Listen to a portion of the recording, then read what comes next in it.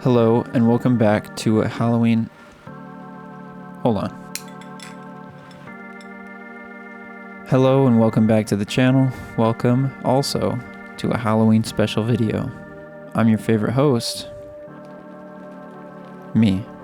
It seems like Lomo Redscale is in style right now, whether it's due to spooky season or just people posting it to Instagram and YouTube for funsies. I'm not sure if it's actually the case or if I'm just experiencing the Bader-Meinhof phenomenon in that I'm shooting it for the first time and now I'm seeing it everywhere and I'm suddenly more interested in it.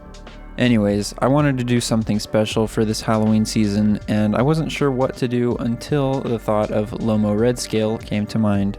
As soon as I set my mind's eye on Lomo Redscale, I thought of all the possibilities of spooky, haunting images that I could create. Nothing over-the-top dramatic and explicitly horrific, but maybe stuff that is in everyday ordinary life. So what is Lomo Redscale? Is it a chemically engineered war weapon to shoot the color red directly into your eyeballs? No, it's a lot simpler than that. Redscale isn't actually a type of film, it's a type of loading film into the canister. To Redscale film basically means to just flip the emulsion upside down, that's the plastic film part of the roll, and just shoot it backwards. By doing that, you'll make the red layer the first layer to be hit by photons. Let's recap the 8 basic food groups, shall we? The bottom layer of the film is the film base, and this will serve kind of like the bottom bun of a sandwich. The second layer is the subbing layer. This is basically a kind of adhesive which chemically bonds the rest of the color-sensitive layers to the film base. Thirdly, you have the red light-sensitive layer. This layer is sensitive to the red portion of the visible light spectrum. Fourth, the green light-sensitive layer, sensitive to the green portion of the visible light spectrum. Fifth, you have a yellow filter. When shooting normally, the light will come in through the front, which will hit the blue layer first for the color, and the yellow filter will cut the remaining blue light so that it doesn't influence your greens and your reds. Above the yellow filter, you have the blue light sensitive layer, which is sensitive to blue. Seventh, you have the UV filter, which, coming to think of it, it's kind of interesting with Redscale film. A lot of the contrast is a little different. The highlights on some objects seem to be more pronounced than others, especially with things like greenery and reflective objects, making them brighter. So I think because the film is flipped and it's not going through the UV filter first before hitting the red and green layer, that could affect how the images turn out at the end. And finally, at number 8, you have the protective layer. Now, Redscale is just that, but reversed. Alright, so now that we've recapped the basics of how film works and is constituted, I want to talk about why Lomo Redscale has a variable ISO between 50 and 200. And you can shoot this film at any of those speeds and you can get good results. Basically, you shoot this film at different speeds to change how much light goes onto the film and how much light gets to the green and blue layers of the film. By shooting the film at 200 ISO, you'll be letting in less light, effectively making it so that there is less green and blue. A small difference between shooting this variable speed to get different results and pushing and pulling film is that push and pull process happens in developing, and you have to commit an entire roll to being pushed however many stops you want or pulled however many stops you want, whereas this variable ISO can be image to image different. It's literally just to control how much red is overpowering your image.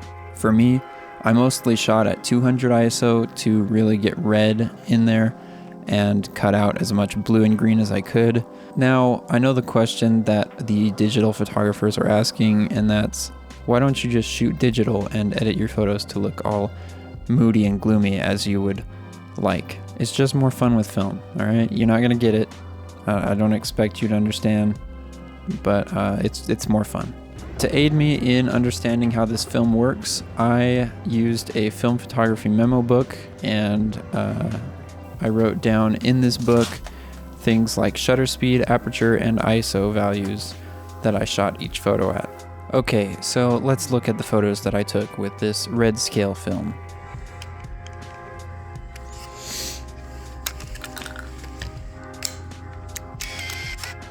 The first two shots on the roll are of this park Bowery.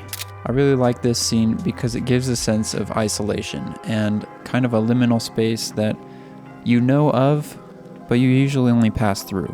And everyone has a shared experience of being at one of these park Boweries, at least if you live in the United States. I know you have.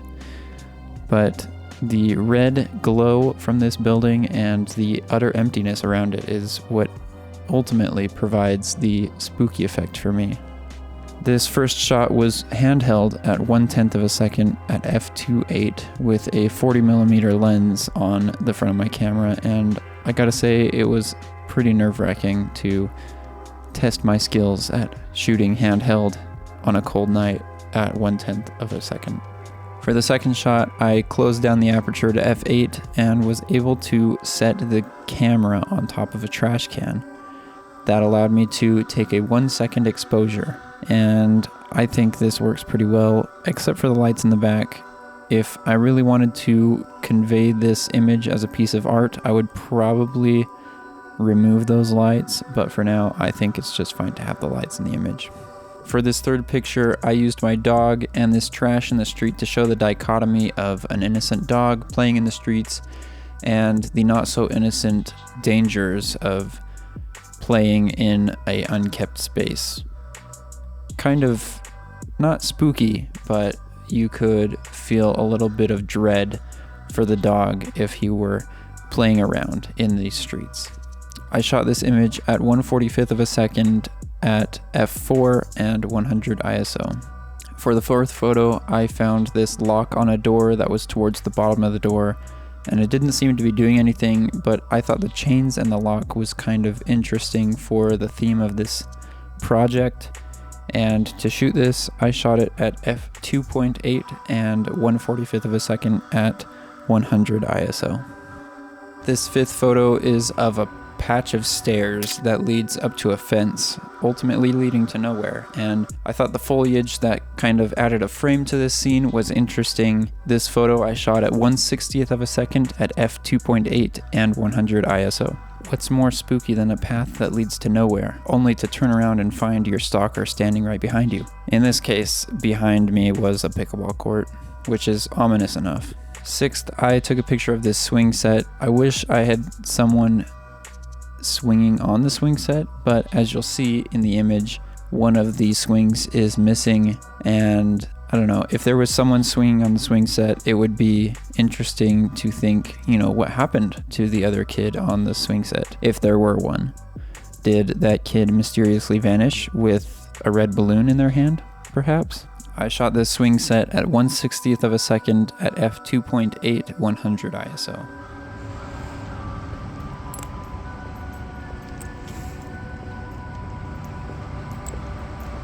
Seventh, continuing with the theme of Stephen King's creation, I took a picture of this sewer grate because not all of us know what's under the sewer grates, and not all of us want to know what's under the sewer grates. I shot this photo at 1/20th of a second at f2.8, 100 ISO, and handheld. Frame number 8, I took a picture of these chairs lined up in a row in the middle of the woods, and it's just kind of spooky, I guess, that they're empty. I can't really assign a story to this one, but I thought it was interesting nonetheless to see all these chairs kind of cobbled into a line, no real form to them, and in the middle of an unnatural landscape. For this one, I shot at 1/90th of a second at f2.8.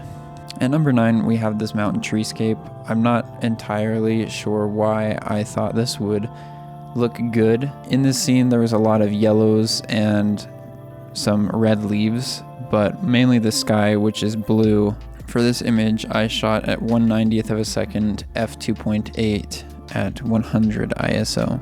And just for kicks and giggles, I decided to take a few pictures of this wedding send-off that I was attending and see what kind of results I would get from them, and needless to say, they look very different. All 3 of these photos were shot at 1/60th of a second, f2.8, and 100 ISO. with the flash. I'm not sure what to say as far as what kind of emotion they portray, because it's such a juxtaposition. You know, you got this Redscale film providing a red cast to it, but then you also have presumably the happiest day of someone's life. It's interesting. At number 13, we have a shower head. It seems like in old films, a lot of movies had shower murder scenes. 1, because it's convenient to clean up. 2, because they're vulnerable and alone. 3, because putting naked people in a movie makes a lot of money. There, I said it. Anyways, inspired by the horror movies of the past and the moidals that happened in the showers, I took this photo because the light was hitting the water in just the right way to make it pop. And pop it did. I shot this photo at 1/90th of a second f8 and at 200 ISO. Later on in the week, I wanted to go on a hike to this cabin in the woods called Fernwood Cabin, and mainly because it looked kind of spooky on Instagram, but in reality it's meant to be a refuge for those seeking shelter, which I'm not sure why you would put shelter up a 30-degree incline after 3 miles of hiking, what felt like 3 miles of hiking. To me, it feels more like a stoner shack.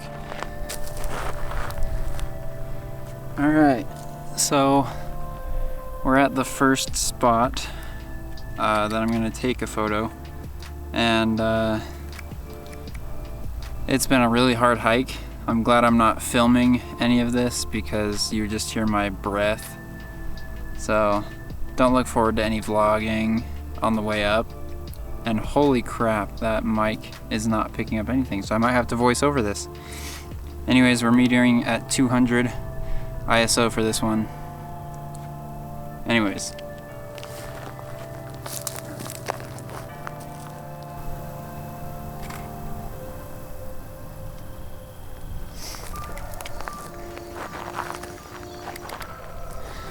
So that was f11 at 1/250th of a second.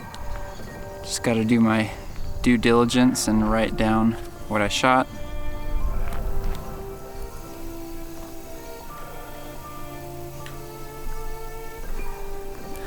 Fine, say it. I said I wasn't gonna vlog.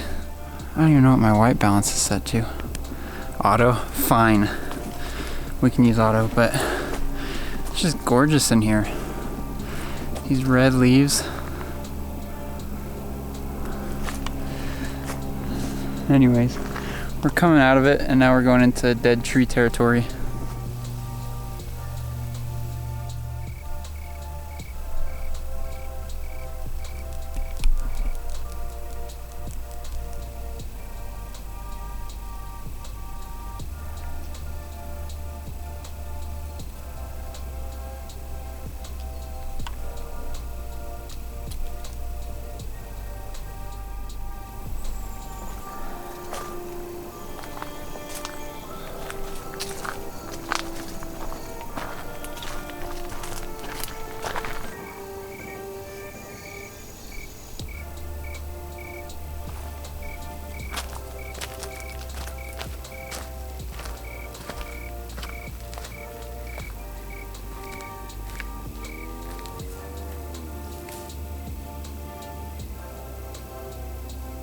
Getting to the shack, the first thing I noticed was the overbearing amount of American flags in the cabin. So I decided to take a picture of this at 1/250th of a second at f4 200 ISO.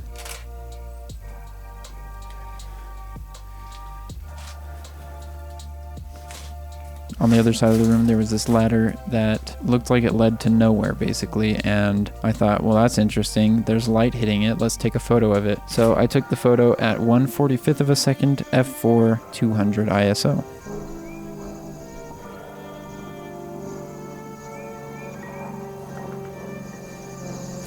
Above, there's a loft. I'm not sure what I wanted to capture here. I just wanted to see how it would interact with the scene and capture kind of the grittiness of all the materials that had been left in this loft. So I took this photo at 1/8 of a second, f4 100 ISO.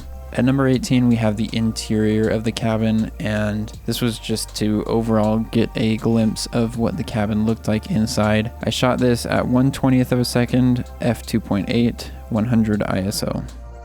I believe at this point I had taken the camera off of the tripod that I was filming with, and I used the tripod for my photography in order to get some longer exposures and greater depth of field.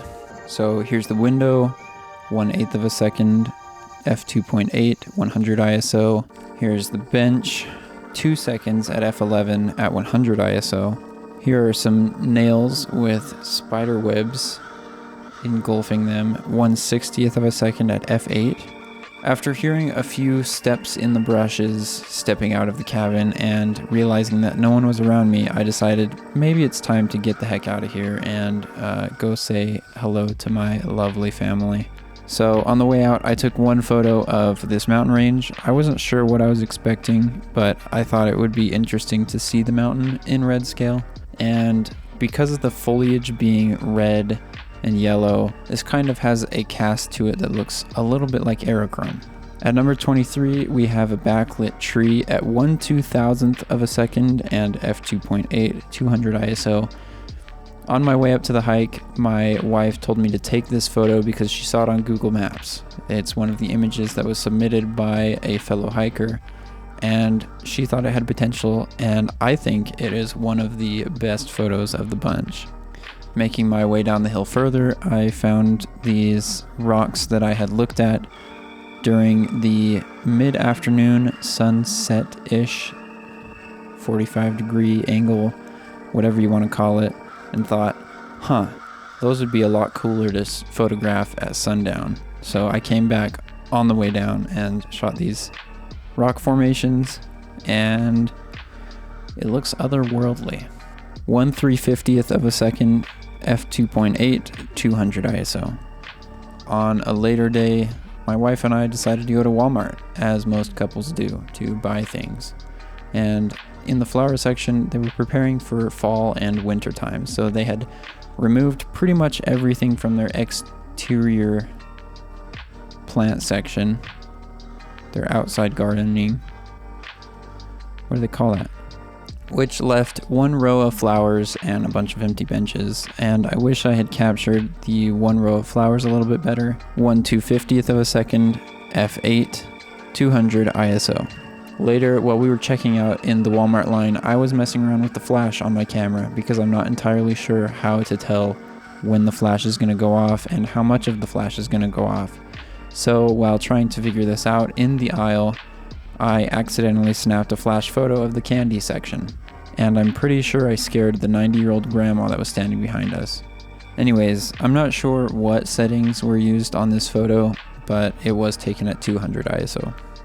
Out on the town, we found this Volkswagen. I wish there'd been a little bit more light hitting this Volkswagen, but overall I just wanted to see how the film would work, so I took this photo at 1/60th of a second, f11, 200 ISO.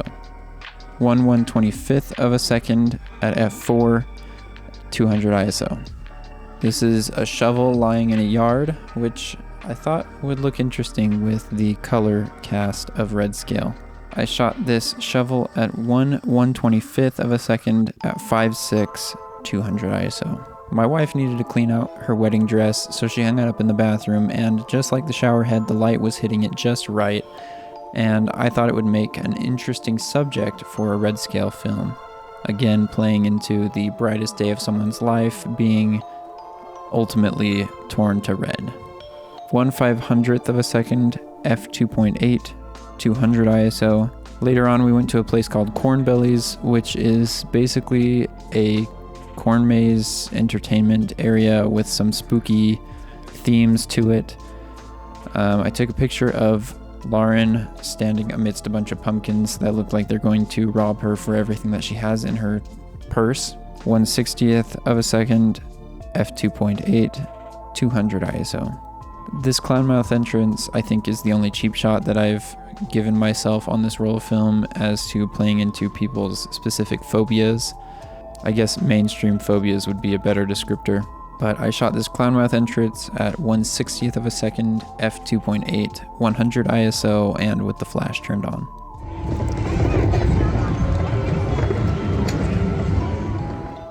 I'm not sure what I was expecting from this cornfield, but I was expecting to get at least something, and something I did get. However, it is closer to nothing than everything. I laid my camera down for a full 30 seconds at f11 to capture enough light to see that the corn did in fact move.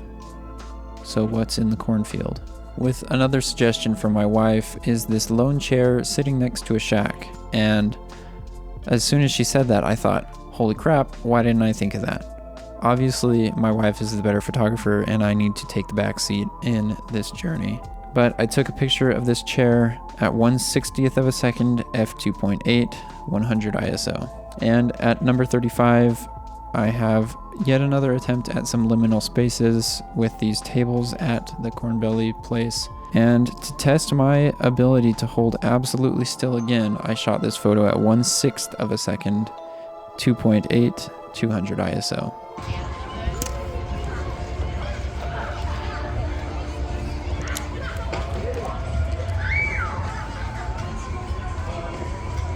Okay. It's a pretty film canister. How many shots did you get? I only got 35. Why do you think that was? Probably because they had to re-spool this and cut it. So they probably cut off whatever it was, 36.